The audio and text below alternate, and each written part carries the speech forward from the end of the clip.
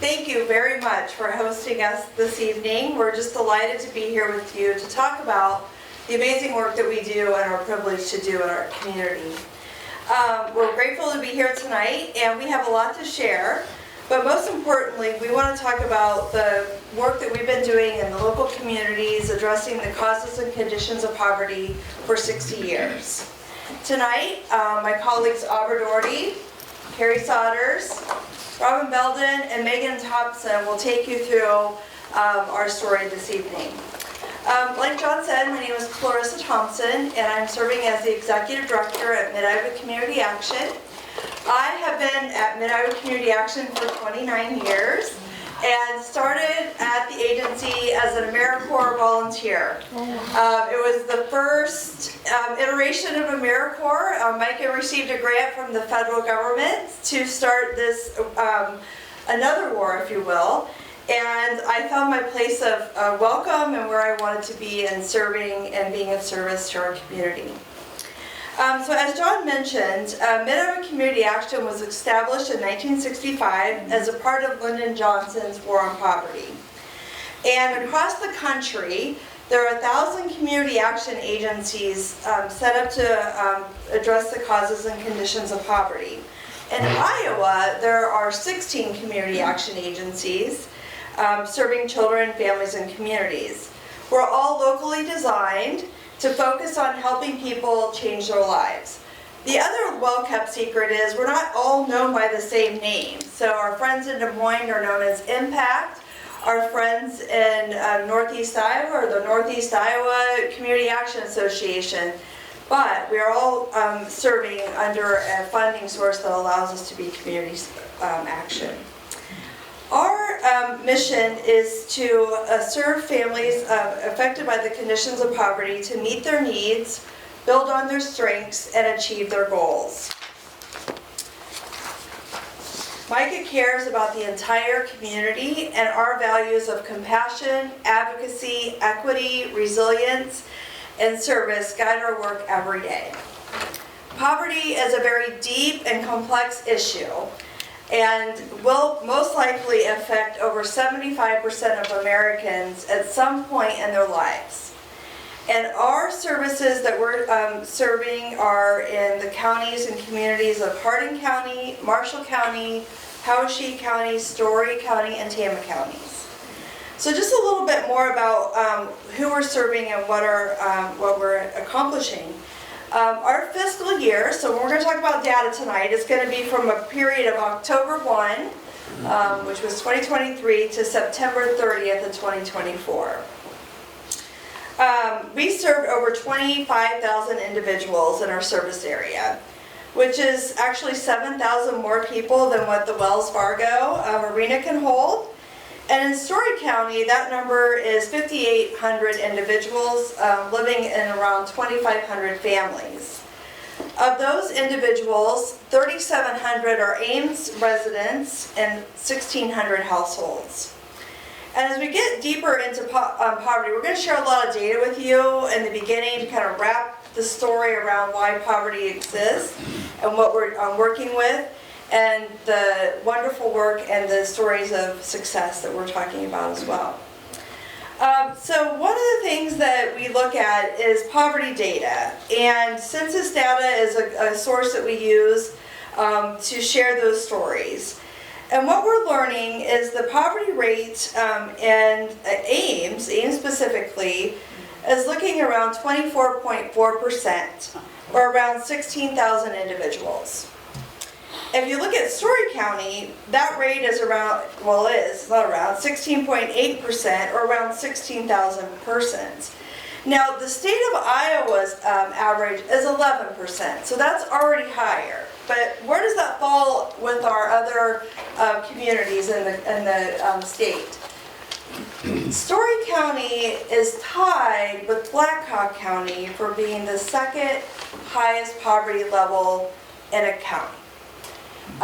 The highest level is down in Decatur County. So that has been some information that we've been grappling with too as an agency, and kind of talking about what effects does that high of a level have on the community of Story County. So, but what is poverty level? Okay, what are we talking about? What does this number mean? So there's a federal poverty measure that keeps this data point. So we have to follow all kinds of guidelines. And one of those things is a poverty guideline for eligibility for services. And so to be counted in poverty, a family of 4 would be earning less than $32,150 per year. So if you kind of do some math, a full-time worker, one-wage earner in a 4-person household would be earning $15.46 per hour. And that would be a count in poverty. Okay. So while poverty itself is more than a challenge, there are gaps between poverty thresholds and what it takes to survive or making basic budgeting. Meaning more people are affected by conditions of poverty than maybe that poverty level shows, right? So data that we like to use from Common Good Iowa talks a little bit more about what it takes to make a basic needs budget work.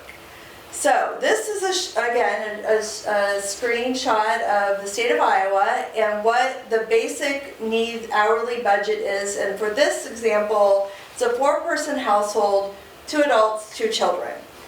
So to make a basic needs budget work, an income for a family of 4 would need to be $86,082 just to meet basic needs. So if you could do some more math, I should call it Clarissa math because you might want to check the math, but it's close. So that would be both wage earners are going to need to earn $20.69 an hour, or some iteration in a combined total is $41.39 an hour. Okay. So moving on, how are these, what are we talking about in a basic needs budget? So this is looking at what it takes to survive rather than thrive. So this is only taking into account rent and utilities, food, health care, child care, clothing, household expenses, and transportation. That's it. There's no budget for school field trips, emergencies, savings, or other items that most of us would classify as basic needs. So if you look at this chart, this kind of is the numbers that Common Good Iowa used to come up with these basic needs budgeting, and I have some more data over here afterwards if we're interested in talking more. But at the bottom of this chart, it talks about the ranking by county of highest level of cost to live in communities. So 1 being the highest of the 99 counties in Iowa, we're seeing Story County coming in at 1 and 2 and 4, depending on household size, children, no children, etc. And it goes a little bit lower if we're as far as middle of the state, in the 30s rather than higher, and 2 parents, 1 working parents there. So that is what kind of gives an idea of what a basic needs budget versus poverty. And then what we are able to do at MICA is work to bridge the gaps between the income inequity and the basic needs earnings. And so that varies depending on community and what we have for our services as well. But what we do is work with each family to meet their individual situation and connect them to valuable resources and support them along the way. We'll talk a lot more deeper about these activities, but just to give you a highlight, our services are really designed in the spaces of health, early childhood education, basic needs and family development, and housing. Those are our pillars of our work and supporting and building capacity for folks towards self-sufficiency. However, we also have a lens into addressing systematic issues and bringing awareness and understanding and change is also important work that we're able to do. So thank you for having us here tonight to do that. So as I remember when I talked about the poverty level, so as a family experiencing poverty, that would maybe determine some eligibility or support systems that they may be able to connect to. But they're not all the same. So even in our agency, a family presenting at that poverty level may also be eligible for other programs based on what those fund requirements are. So for an example, our energy assistance program, the income threshold for a family of 4 is around $52,000. So they can be a little bit higher above the poverty line to receive that type of assistance versus that $32,000 that we talked about earlier. However, in our Head Start program, a family of 4, they would need to be earning around $40,000. So even when there's needs, those can't always maybe be addressed easily, and like I said, it's complex. But that's the thing that we are so blessed to be able to connect and understand what eligibility threshold means something else and make those connections easily for folks. So that was just a really small example of the complexities that families we serve have to maneuver and to prove eligibility thresholds to meet their goals and change their lives. And as I talked about, the services that we're wrapping around Story County residents include energy assistance. We have a fabulous food pantry, and we're going to get into a lot more detail about that here in a second, as alongside our child and maternal health work, which Megan will talk about, alongside WIC and early childhood development, family development, and of course community resource connections. A little bit more about our work in Story County. We have 2 offices located here in Ames, and we also have a Head Start classroom in Nevada, and we have around 18 staff serving in these spaces and alongside multiple volunteers. Our work is complex and robust. We're guided by our community needs, our strategic plans, organizational standards, grant requirements, our mission, vision, and values are just a few of the examples of how we do our work every day. Aubrey will take us a little bit more of an insight into our recent community needs assessment. And this is where we really are able to drill into the needs of Story County residents and hear what they're telling us those needs are and how do we braid and blend and create services to break those barriers. The top need in Story County was identified as childcare access, followed by access to basic needs like food and utilities, help with budgeting and addressing high debt. Many folks are working jobs that are just not consistent with their hours, so unable to know that I have this amount of money every week because of these hours worked. And lastly, mental health access and high stress was also identified as a top need. Like I said, we have a lot to talk about tonight, and I just wanted to provide a high-level overview of the realities of what we're seeing in data related to poverty and our history and how we're going to meet those needs. So I'm going to turn it over to Abra, and she's going to take a little bit of a deep dive into Story County. Hello, I am Aubrey Doherty, and I'm the Resource Development and Communications Coordinator at MICA. So my job is to tell MICA's story, and I get to write grants and talk to people about MICA. So this is kind of my jam. So if we look deeper into Story County, I just thought some of these stats might be helpful to kind of understand what the environment is. So in Story County, we have extremely low unemployment rates. It's garnered national attention before the pandemic, so at 1.8%. So not a lot of adults in Story County are unemployed. They're all working. 51% of adults in Story County have some sort of post-secondary education, and so they're educated. They have certificates. They are well-trained. But still, 19.4% or just a little over 16,800 individuals are living in poverty in Story County. So to give you a visual, you might I say people in here, that is enough people to fill Hilton and the first level of Stevens Auditorium and a little bit above. So not the whole Stevens Auditorium, but it's a lot of people. It's a lot of people that we're serving in Story County. So we also have a high percentage of families in Story County that are right on that line. They're not in poverty yet, but should they get in a car accident, lose their job, have a sick kid too many times, then they will be in financial crisis. So that is really important to learn that families are just riding that line to being unsafe. So one of the contributing factors to that poverty is the food access and food insecurity. So I tried to be pretty good at telling you where this data came from or when it came from, because some of it's a little old, but it's the best that we have. So About 27% of Story County's low-income population also has low food access. So that means they live more than 10 miles to their closest grocery store. It's a little bit of an outdated number, but it's still probably pretty common. According to Feeding America, in 2022, over 10,000 individuals in Story County were food insecure. So they did not have enough food to meet their nutritional needs. I would anticipate myself that it's higher now due to costs of food and just different things. So, yes. The Iowa Hunger Coalition looks at SNAP benefits every month. So over 4,000 households received SNAP or food stamps last month. And so the average meal per meal benefit per person is $189 for what they're getting in SNAP. So again, 2022, so I estimate that this is larger now. The average meal cost in Story County was $4.22. So you can see that SNAP benefit isn't even meeting half of their nutritional needs. So, any questions or thoughts?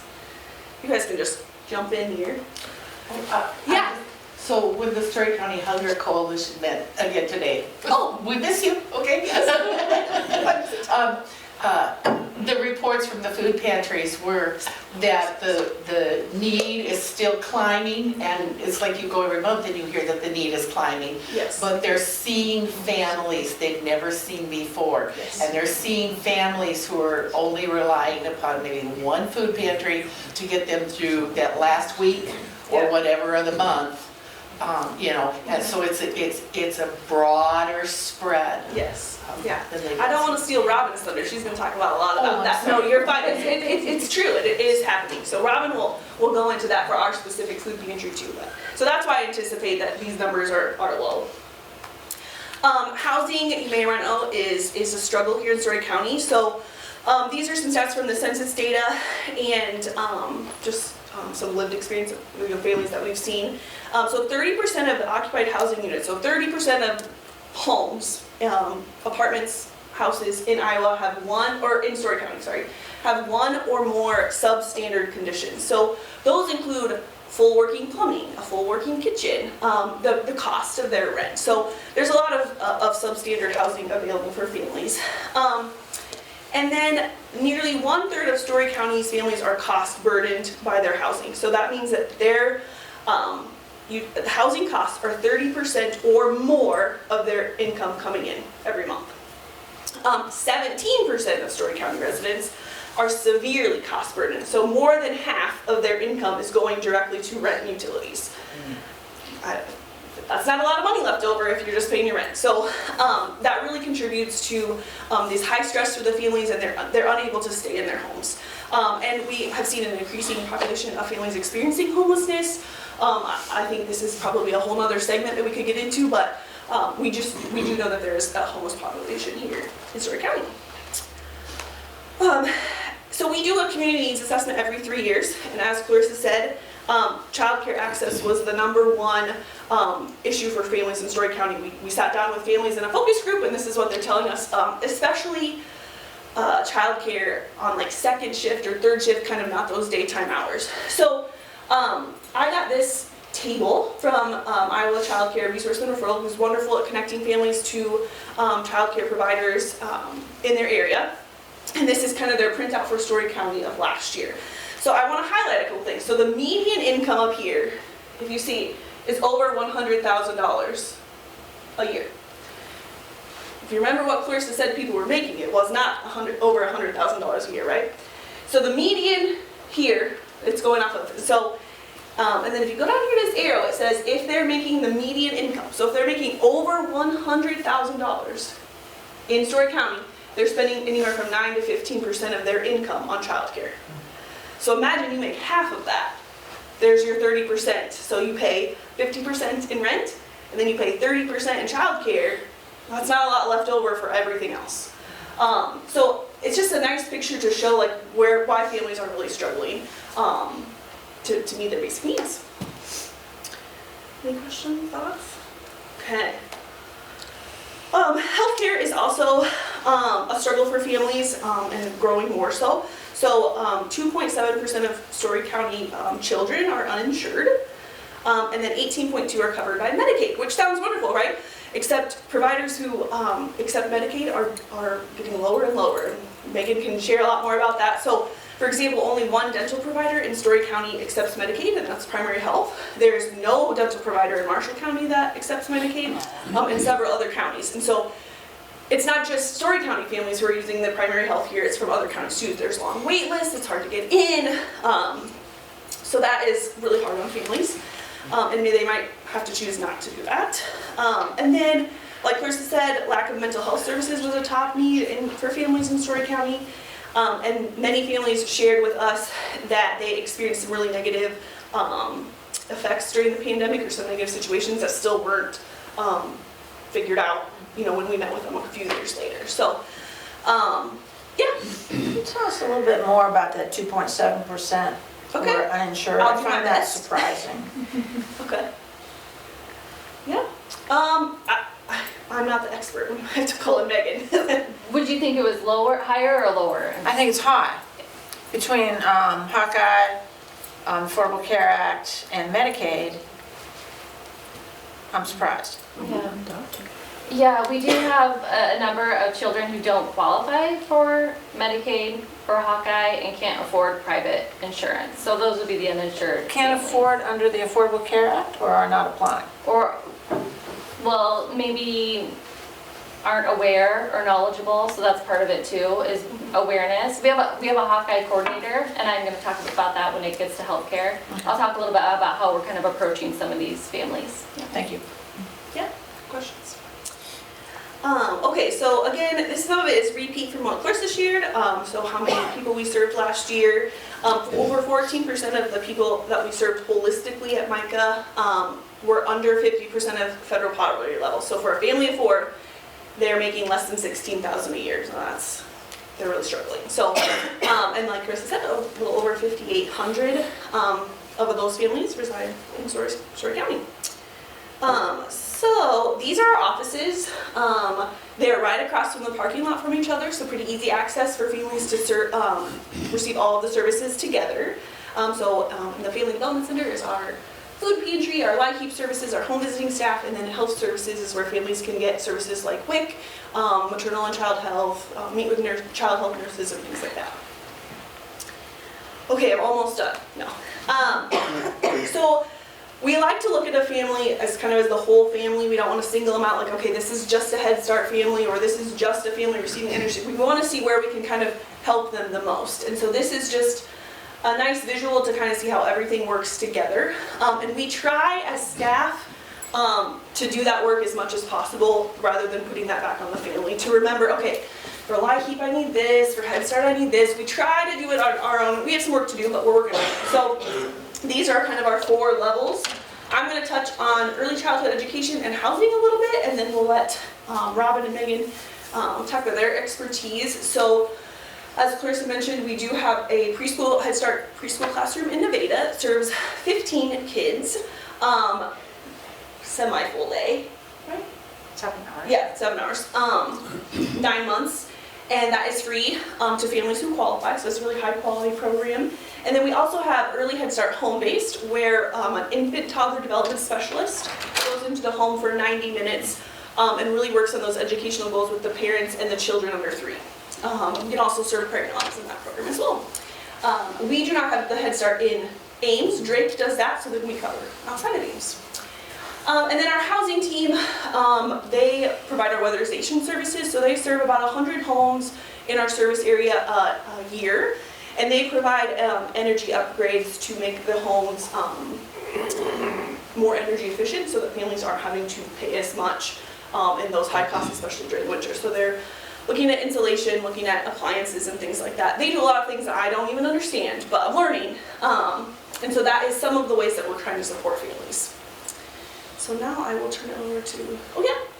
You mentioned childcare, number one issue.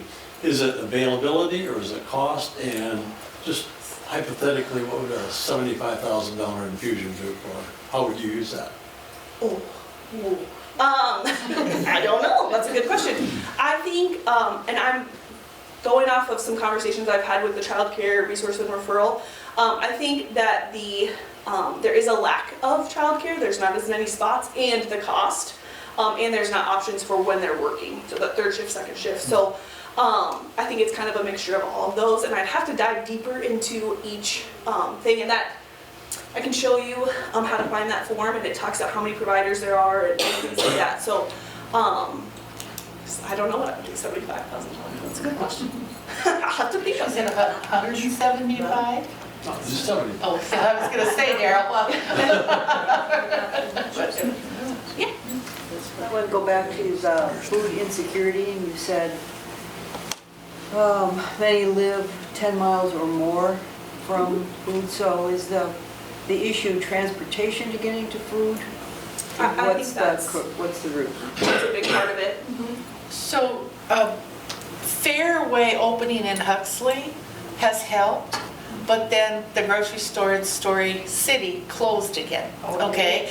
So the access when you get to the eastern part of the county and the southern part of the county is very small. Maybe most of the towns have a convenience store, but that's not really the type of food that people should be, they shouldn't be spending their food dollars in a convenience store all the time. So then it does become in part transportation, and even though HERDA tries to give rides, you know, schedule them, people still want to go when they want to go, okay? And that's been a long-standing HERDA problem of trying to get people to ride public transportation. So that's the biggest thing, and you've got people who don't have the access. Yeah, and I would say the transportation is huge, or the timing. You know, if you work an 8 to 5 job, and Walmart's not in your town, right? They're open later. I mean, you're kind of short on time that you'll be able to get there. So we've done a few things. I can let Robin chat about to try and help bridge that gap a little bit. But yeah, I would say transportation is probably one of the biggest barriers. We have some stories later that we can share about that too. Okay, I'm gonna let Robin take it away. Does that go back to affordable housing being in some of these smaller communities too, where you can have a family, even though it might be substandard housing, but you could have a larger family? Yeah, it's hard because every situation is very different, so it's hard to generalize, but yes, I would say that plays a factor in some of the families we serve. There is no zoning code per se anywhere but officially Ames, you know, a separate zoning department and everything. Nevada tries to take care of it through their department, but the rest of the county only goes by the state standards.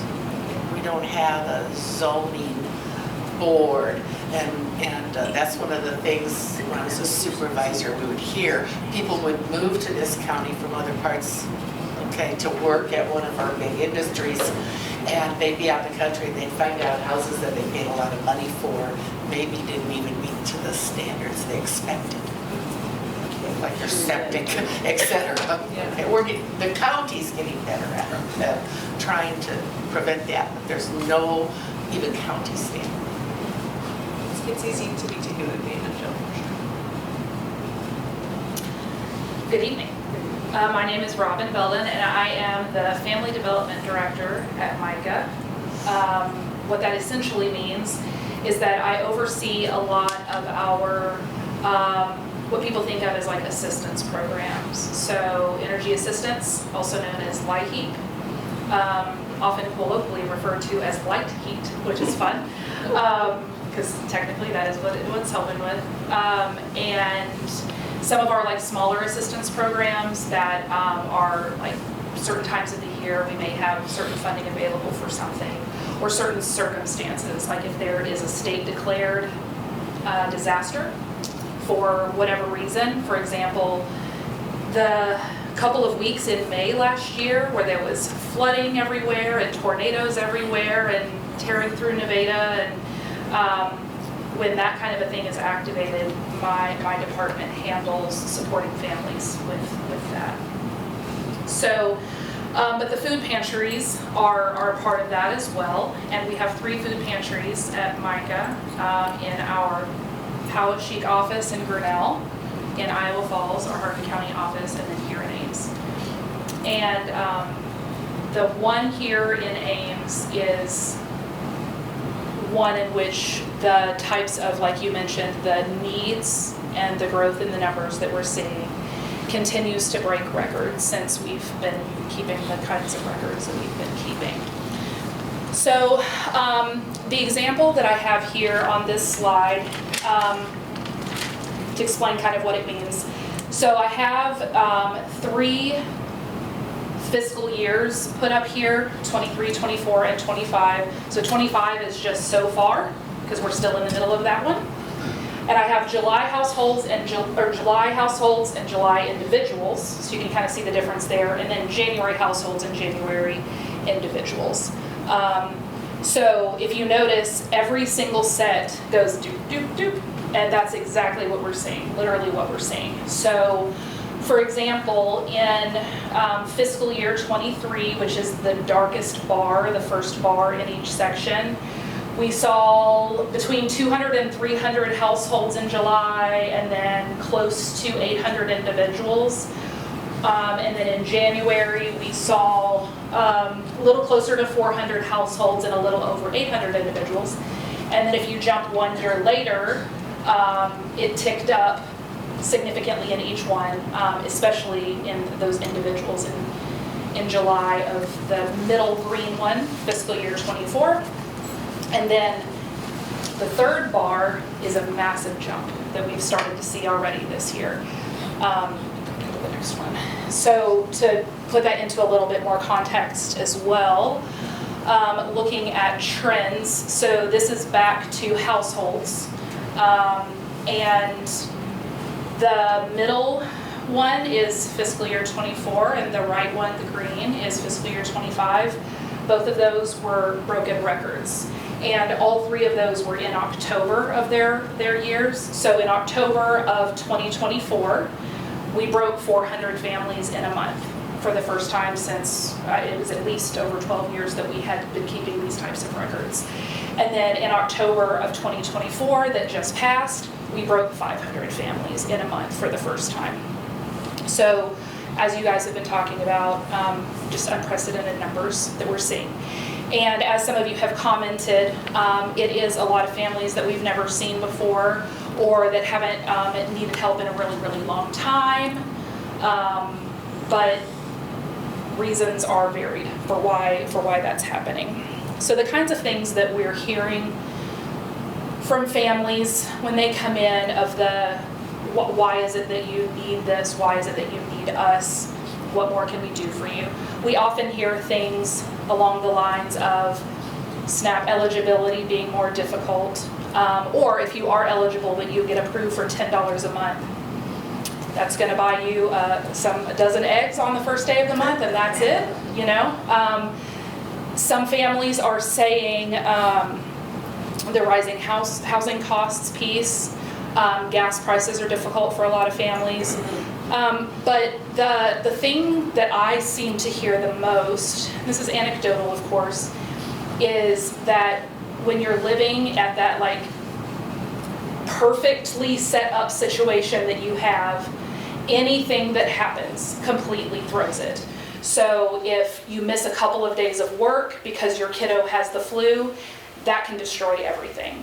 If a car tire blows out and you can't do something that you were going to do, whether it's go to work or whatever, that can ruin everything. So it's just this living in such a constrained space that absolutely anything can completely throw everything out of whack for families. So we hear a lot of that, a lot of like car repairs that are needed to be able to, that have thrown them, or an illness or a medical need that has done that. So as we talked about the kind of the integration piece, and as well as trying to bridge the gap of what families are maybe required to do. Like if you think about, well, to get your food at your food pantry, they have to find a way to get there, right? So we think about things like that. And some of the things that we've been doing is, for example, with the food pantry, we have been doing deliveries for years for families who need that. And that's all over the county. We have a fantastic group of volunteers who do that for us. And last summer, we were able, with an AmeriCorps member that helped us, we were able to launch our mobile food pantry. So we have a van with pretty stickers on the side that say Micah's Mobile Food Pantry, and we went to like 5 different sites around the county. I probably can't remember off the top of my head. I know we went to Polo and Collins, and we did 2 here in Maxwell. And 66, I think, % of the families that came to those had never used Micah services before or had not in a very, very long time. And many of them didn't even know we existed to help. The benefit of that mobile pantry as well is thinking of the piece of the choice piece. So like when you're getting food delivered, we're like bringing you a bag of like, here's your stuff. But when you get to enter into a space and pick what you want, that's a completely different thing altogether. And so being able to provide that to families. And we actually just got approved for a grant through the Iowa Finance Authority to really ramp up the mobile food pantry. And so here in the next several months, we'll actually be able to officially staff it and have ongoing like food operational costs and everything going into it. Try to get to more of the rural spaces in the county and have ongoing dates. So, you know, every Tuesday from 1 to 3 in this community, we will be here so families start to know. And so that's kind of trying to stem that, like the transportation need, because we're coming to you rather than you having to come to us. And we try to combine things as well as best as we can. So we'll be sharing like information about housing opportunities while we're in those spaces, so families can come on board, get their food. We can also maybe provide, here's HUD applications, or here are some local apartment complexes that have openings, or things like that.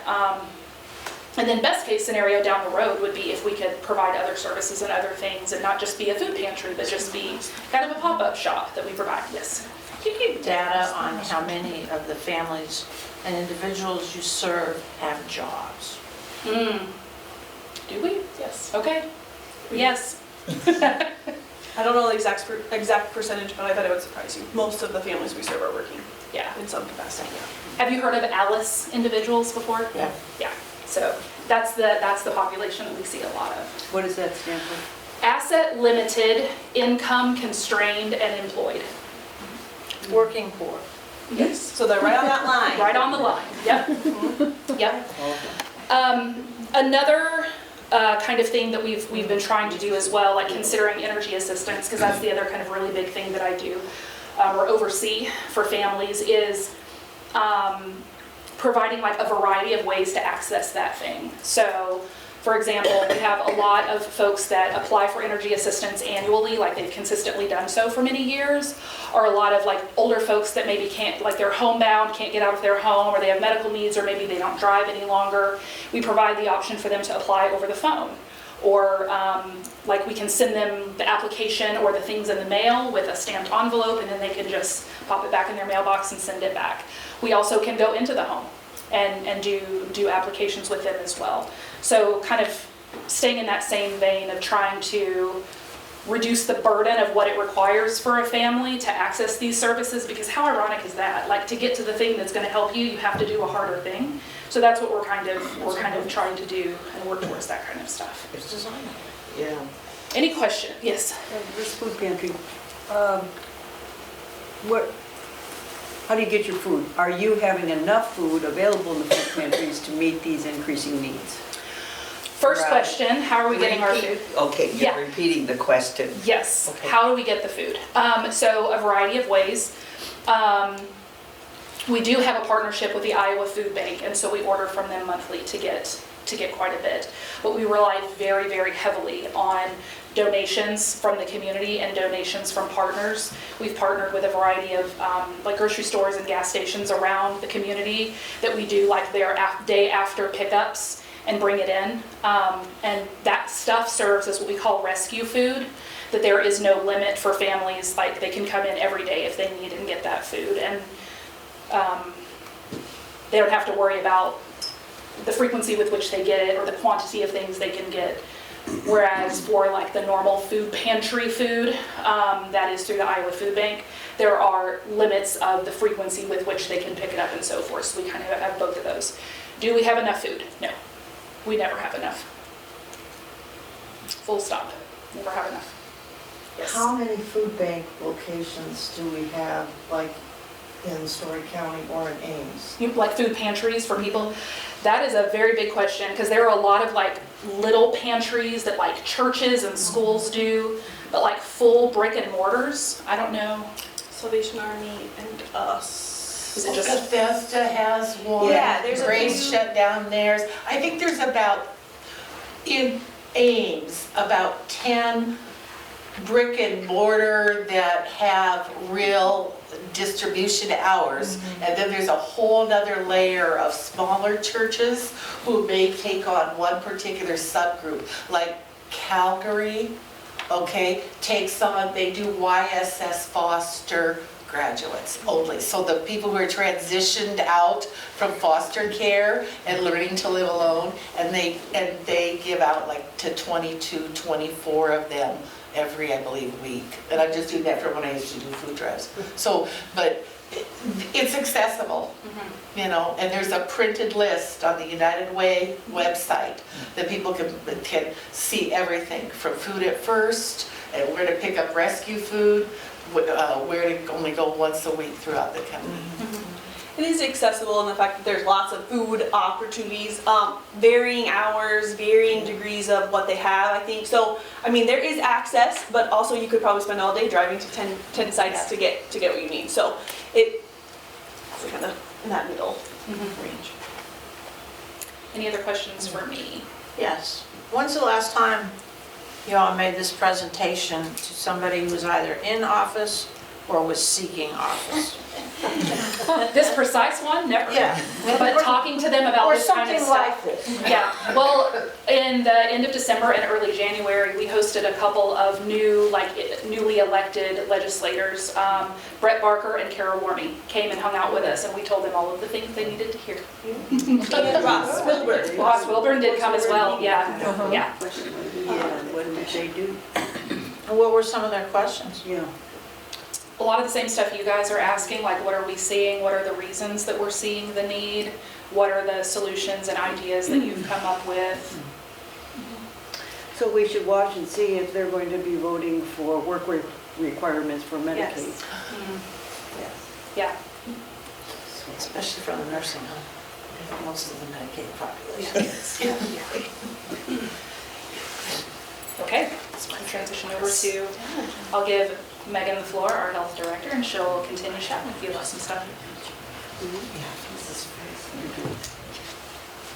Hi everyone, I'm Megan Thompson. I'm the Health Services Director. I've been at MICA for 11 years, and I oversee all of our health programs. So we have about 10 that serve Story County, WIC, and breastfeeding peer counseling, child health, which includes an informing, which informs newly eligible Medicaid recipients of their benefits and makes sure that they're connected to care. Hawkeye, child care nurse consultant, an iSmile dental health initiative, also iSmile at school, maternal health, and First 5. So I'm just going to kind of highlight 3 of them that kind of are top of mind today, and if you have questions about any of them, just feel free to ask.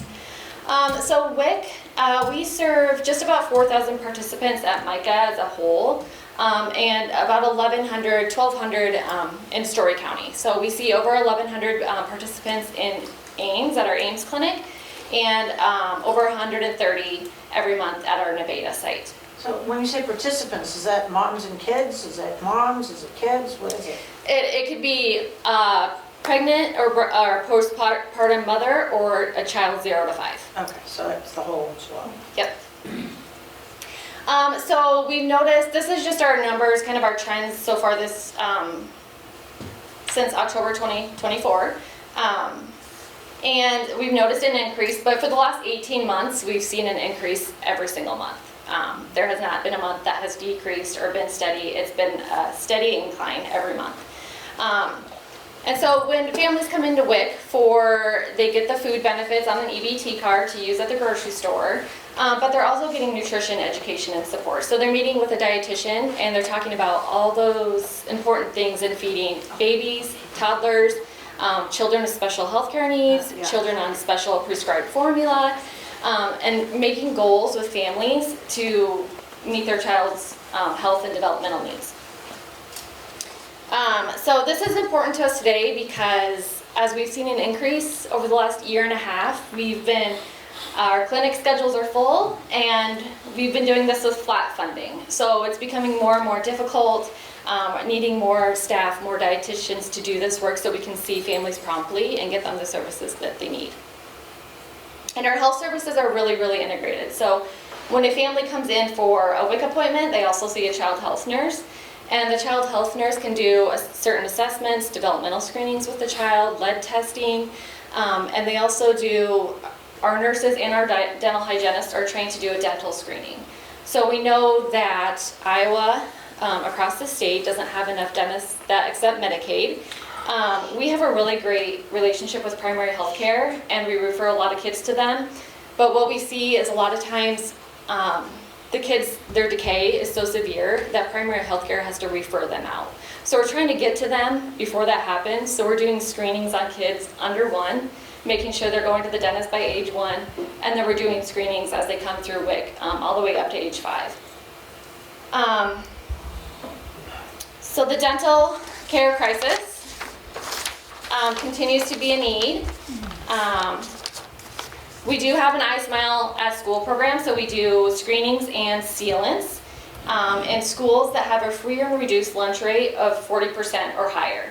So we go to Mitchell Elementary here in Ames. We've been there for a couple years, and then this year, for the first time, we're going to go to Edwards, and so we'll be starting there next week. And so our team will go out and do screenings, fluoride varnish, and sealants on kiddos, and this is all at no cost to the kids. And then those that they identify as having high risk and active decay, they'll refer and they'll follow up with the family to make sure that they get into the dentist. So a quick success story I wanted to share tonight because I thought it was just really great work on our team. And our iSmile team is seeing this stuff and doing this every day. But they identified a preschool age child with pretty severe decay and got them into the dentist to kind of assess needs, and the treatment plan was going to be over $6,000. The family did not have insurance, did not qualify for Medicaid or Hawkeye, and so we were really scrambling on what to do with them because they could not afford to get that dental treatment that was needed. So our iSmile coordinator was able to work with a local dentist, a private dentist here in Ames, that assessed the child again, and we determined the most immediate needs, which are about $2,500. And our iSmile team, we have a very small pot of funds for dental vouchers, so they were able to provide $500 towards that, and then the dentist covered the rest pro bono. So this child was able to get their immediate needs covered.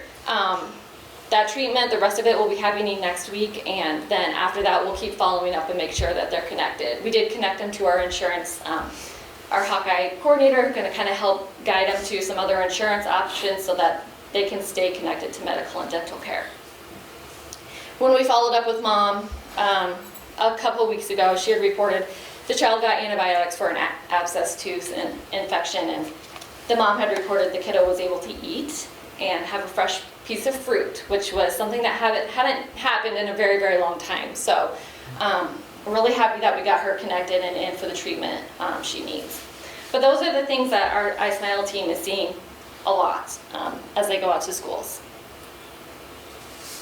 The last program I'm going to highlight is our maternal health program. So we see pregnant women once per trimester throughout their pregnancy and then postpartum, just to provide health education and support. We know those doctors' visits aren't always long enough for them to get all their questions answered and get really connected to the care and support they need for a healthy birth. So our maternal health nurse has a caseload here in Ames. And these are low-income women who are eligible for WIC or Medicaid.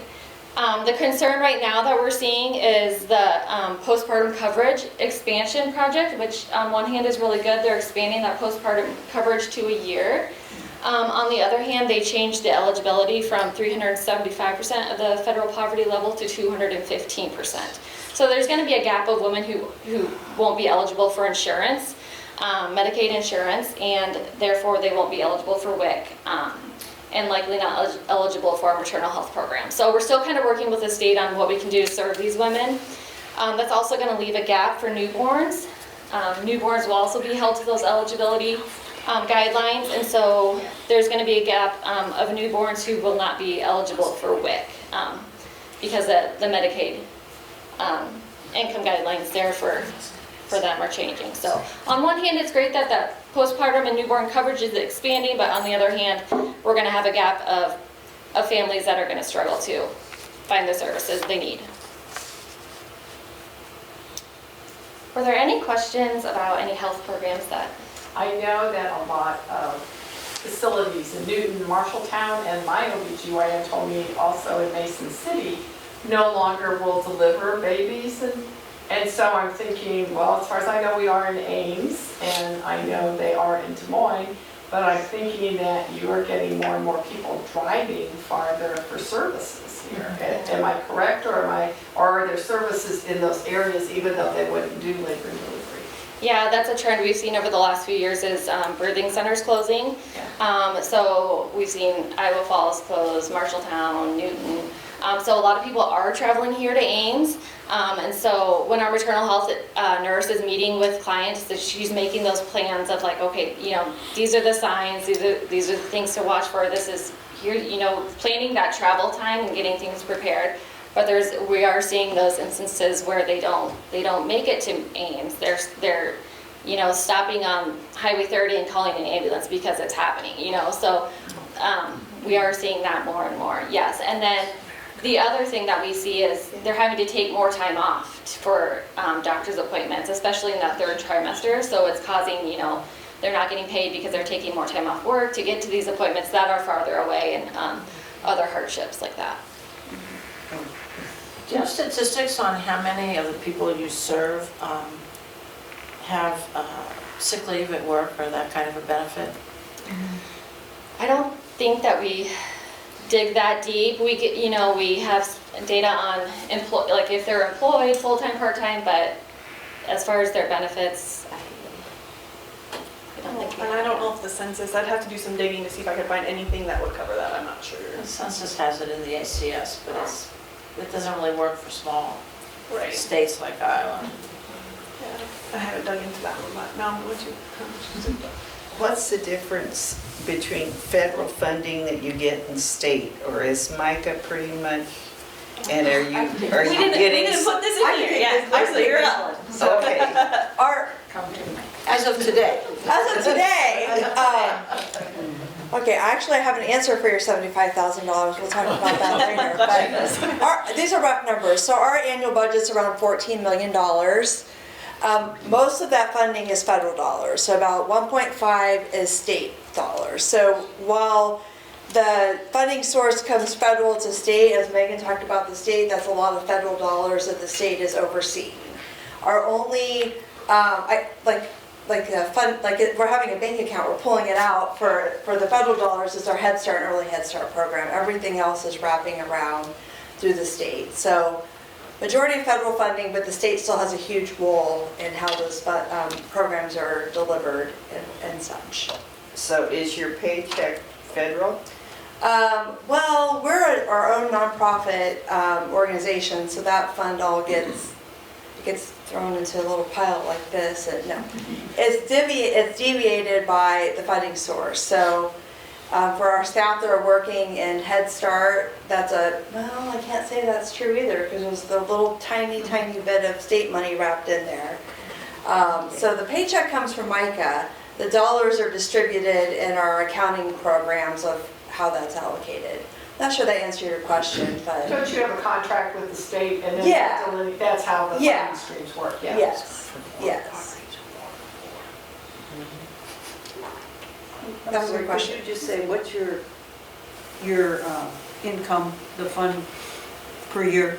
How much do you budget there? What's your budget? Total funding? Oh, 14 million. And most of that's federal. 12 million something is federal. Yeah. Yeah. But fun fact, things like the food pantry or those Oh, yes, things, that's- they're not funded by any grant. And so those rely very heavily on community donations, community grants, and then some CSVG dollars. So anything that the food pantry is doing, the mobile food pantry, anything like that, does not come from federal or really state much. Maybe we could do our last slides and then we could have a long as chat as you want. Right. Good evening. I'm Carrie Sodders and I'm the Chief Program Officer at MICA. I've worked at MICA my whole career. I started there out of college, went to ISU, started at MICA, and so I've been here for 32 plus years.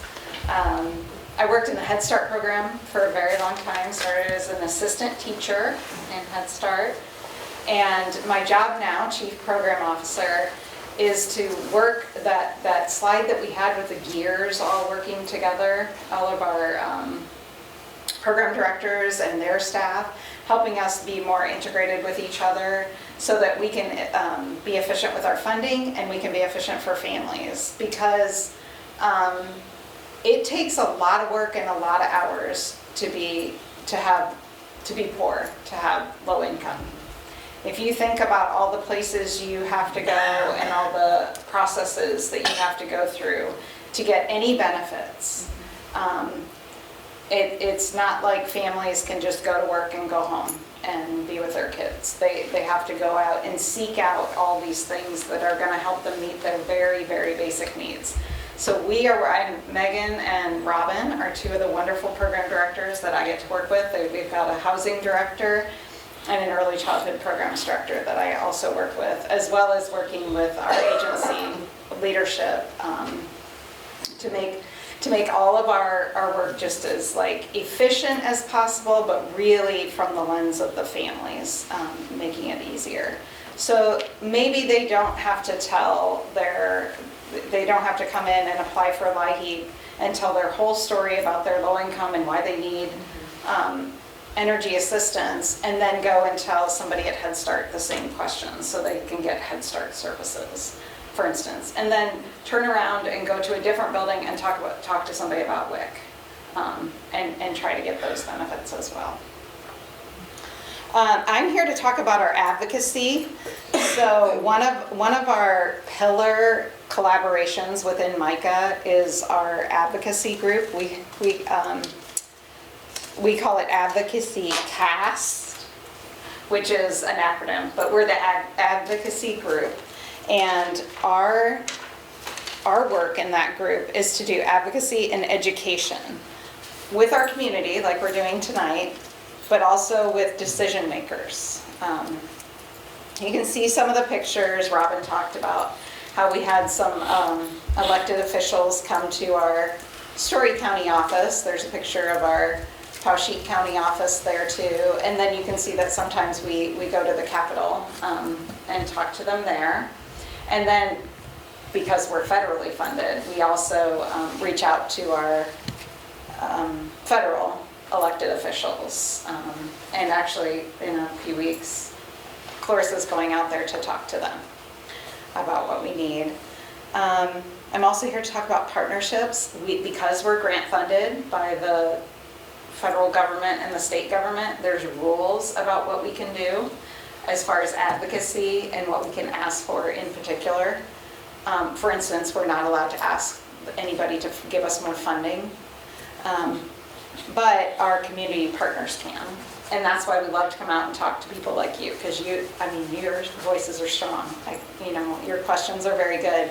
And anything that you heard us say tonight that you want to help with, we can give you some information about that and where we need help, because we certainly do.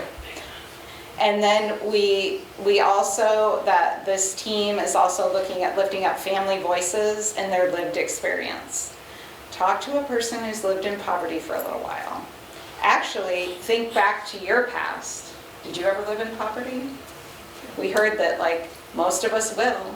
This isn't a us and them. This is a all of us. Most of us will live in poverty. Or even if you never lived in poverty, you probably know someone very close to you that did.